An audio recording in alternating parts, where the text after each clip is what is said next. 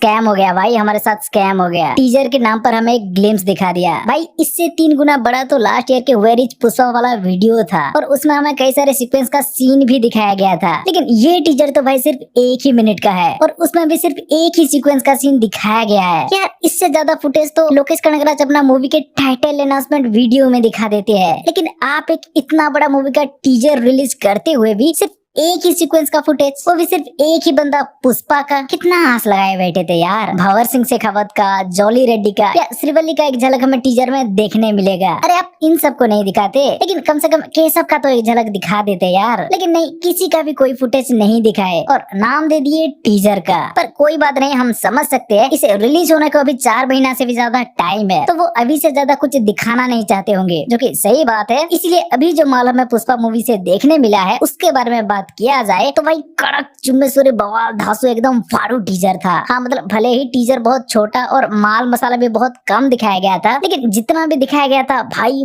बहुत बढ़िया था। अब इसका विजुअल को देख लो, स्केल को देख लो, म्यूजिक को देख लो और अल्लू अर्जुन के स्वैग को भी देख लो। हर चीज को वो इसमें नेक्स्ट लेवल पर पहुंचा दी है भाई। पार्ट 1 मूवी का यात्रा सीन को अगर आप याद करने जाओ तो क्या पता किसी को याद भी नहीं होगा, लेकिन इस टीजर में जो दिखाया गया है यात्रा का सीन भाई सालों तक इसे कोई भूल नहीं पाएगा। इसे देखने के बाद ये दिमाग में छप जाएगा ऐसा सीन बनाया है। पर इसे हमारे सामने प्रेजेंट करने का तरीका तो देखो यार। इसका हर शॉट में हमें कुछ ना कुछ रेफरेंस देखने मिल रहा है। देवी माँ को दिखाने से पहले ड्रम बजाना, आरती करना, उसके बाद देवी माँ को दिखाना, पुष्पा को गंगम्मा यात्रा के लुक में दिखाने से पहले उसका श्रृंगार को दिखाना, जैसे कि पैरों में घुंघरू, आंखों में काजल और कानों में झुमका, उसके बाद उसका फेस रिवील करना। लेकिन इसके अंदर भी रेफरेंस, वो पैर वाला शॉट को आप नोटिस करोगे तो वो महाकाली के रेफरेंस लग रहा था, जो कि आगे में पुष्पा के लेफ्ट साइड में दिख रहे थे। वो आंख वाला शॉट को आप नोटिस करोगे तो उसमें हमें त्रिशूल दिख रहा था, तो हो सकता है वो शिव जी के रेफरेंस था, जो कि आगे हमें पुष्पा के राइट साइड में दिख रहे थे। और पुष्पा के फेस रिवील वाला शॉट में हमें उसके ऊपर शेष नाग को दिखाया जाता है, जो कि किसका रेफरेंस था हमें बताने की कोई जरूरत नहीं। पर अभी भी अगर आप सोच रहे हो कि ये सब कोइंसिडेंस भी तो हो सकता है, तो भाई नहीं, ऐसा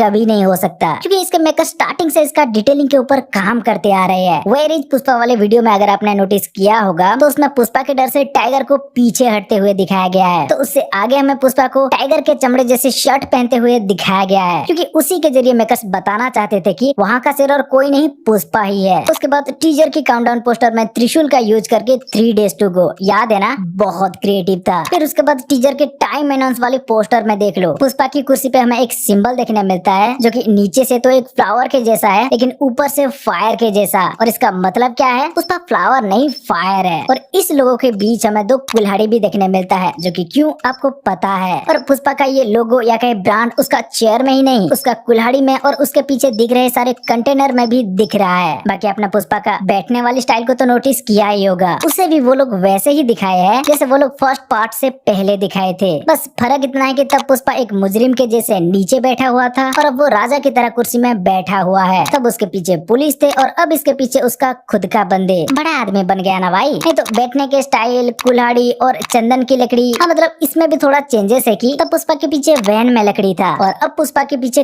कंटेनर में लकड़ी है। वैसे जब हमें ये लोगो दिखा तब हमें याद आया कि पुष्पा की एक बिहाइंड द सीन वाला फोटो में भी वो ऐसे ये कुल्हाड़ी वाला बेल्ट पहना था। अब भला बताओ, जो लोग इतने छोटी छोटी डिटेल्स पर ध्यान दे रहे हैं उनके स्क्रीन पर जो ये सब दिख रहा है वो कभी कोइंसिडेंस हो सकता है क्या? कभी नहीं भाई, वो लोग जानबूझकर ये सब डाले थे रेफरेंस के लिए। पर फिर भी ये तो हमारा मानना है, आपको क्या लगता है हमें कमेंट करके बताओ। वैसे हम इस टीजर में एक और बात को भी नोटिस किए कि पुष्पा एक्शन करते टाइम अपना हाथ का यूज नहीं कर रहा, सिर्फ लात का और कोहनी का ही यूज कर रहा है। वो स्वैग वाला सीन में भी नहीं। ऐसे करते वक्त थाई पे हाथ मारते हैं ना, यहाँ पर भी ये कोहनी क्यों मार रहा है? हो सकता है ये पुष्पा का कोई नया स्टाइल हो, क्योंकि ये हाथ से ना मारने का कोई रूल्स तो नहीं बनाया होगा भाई। हम पुष्पा 2 का फर्स्ट लुक पोस्टर में ही देख चुके हैं, इसी कस्टूम में पुष्पा अपने हाथ पर गन भी पकड़ा है, मतलब आगे जाकर हाथ का इस्तेमाल तो होएगा भाई। तो ये पुष्पा का कोई नया स्टाइल होगा और क्या। आपने भी इसे नोटिस किया था तो हमें कमेंट करके बताओ भाई। अब तो ये टीजर देखने के बाद और रहा नहीं जाता, बहुत से सवाल मन में उठ रहा है कि ये यात्रा में पुष्पा किसको मारेगा, भंवर सिंह शेखावत क्या करेगा, मंगल सिंह पुष्पा से बदला कैसे लेगा, और हाँ पुष्पा चेन्नई के मुरुगन को भी क्रॉस करके जापान जाएगा ना, तो वहाँ तक पुष्पा का हाथ पहुँचने के बाद भी यहाँ का पुलिस पुष्पा को कैसे पकड़ेगा जब वो जेल से फरार होगा और यहाँ दंगा भी होगा। श्रीवल्ली का क्या होगा, क्या पुष्पा का बड़ा भाई उसे अपनाएगा? ऐसे हजारों सवाल मन में उठ रहा है जिसका जवाब कि हमें 15 अगस्त आने के बाद जाके मिलेगा, जो कि बहुत दूर है, 4 महीना, तो कैसे रहा जाएगा बताओ भाई। पर कोई नहीं, आगे इसका ट्रेलर सॉन्ग्स वगैरह भी आता रहेगा तो हम काम चला लेंगे। वैसे ये यात्रा वाली लुक को देखकर हमें लगता है यहाँ जॉली रेड्डी ही जाएगा, क्योंकि उसका कैरेक्टर जैसा है, उसके मरने के लिए पुष्पा का ये लुक परफेक्ट लगता है। लेकिन शेखावत या मंगल सिन्नू यहाँ मरेंगे हमें नहीं लगता। फिर भी ये तो हमारा थ्योरी है, आपको क्या लगता है? ये टीजर को लेकर, जॉली रेड्डी वाला थ्योरी को लेकर और इन सारे डिटेल्स को लेकर भी जो कुछ भी आपको लगता है हमें कमेंट करके बताओ। तो भाई बस ये था पुष्पा 2 का टीजर को लेकर एक वीडियो। आशा है कि आपको ये वीडियो अच्छी लगी होगी। अगर आपको ये वीडियो अच्छी लगी हो तो भाई ये वीडियो को लाइक करके अपने दोस्तों के साथ शेयर करो, और चैनल को सब्सक्राइब नहीं किया है तो भाई सब्सक्राइब कर लो।